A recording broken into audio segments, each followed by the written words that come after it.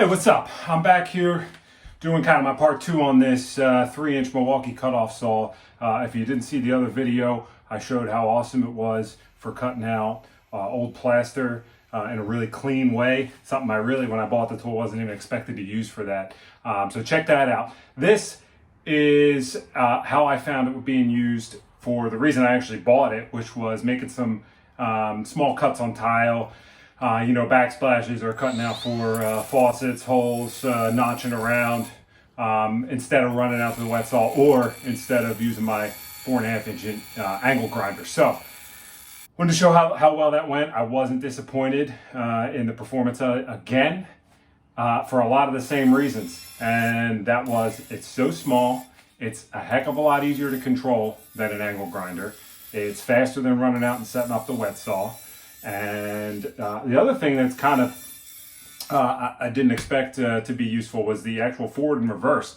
And you don't realize it when you're using an angle grinder, and sometimes that stuff's just spitting the dust back up in your face, or the tile chips or something like that. Being able to switch this around forward and reverse actually gives a lot of control when you're making that cut to say which way it's going to be shooting that material, so you can keep an eye on the line and make sure that you're making the cut that you need to. It's also, being the small 3-inch blade, you're going to see here, you can make circular cuts and cutouts a lot easier without overcutting the line, which is definitely very helpful. I'm able to get that 3-inch blade into spots that a 4.5-inch angle grinder just wouldn't get to.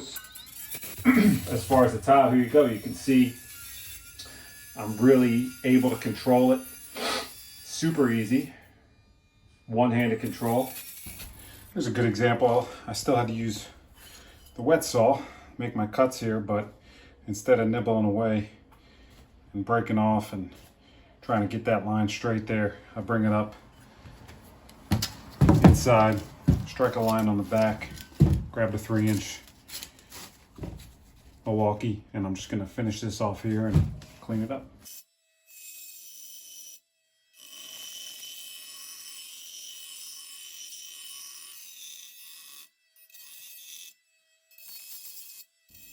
Really, anything that can speed up my job working alone is a benefit to me, and at the $149 price, $150 that this costs, it's a no-brainer. Definitely recommend a higher amp 12-volt battery.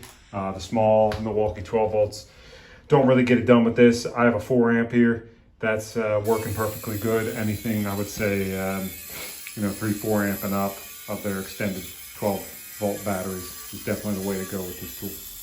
I got a lot of the Milwaukee tools. I'm really happy with all of them, so I just gave a shot out when I saw this thing on sale, and I gotta say, very impressed. Definitely going to be using it a lot for tile. Check out the other video, cutting through plaster with the dust collection system and the depth adjustment. It actually is a huge help for when you just have to make some cuts into plaster, whether you're removing just one section, you got to cut a hole for an electrical box or run some wires, stuff like that. Made it real easy. If I find any other uses for it, I will certainly update it in the future. Thanks a lot.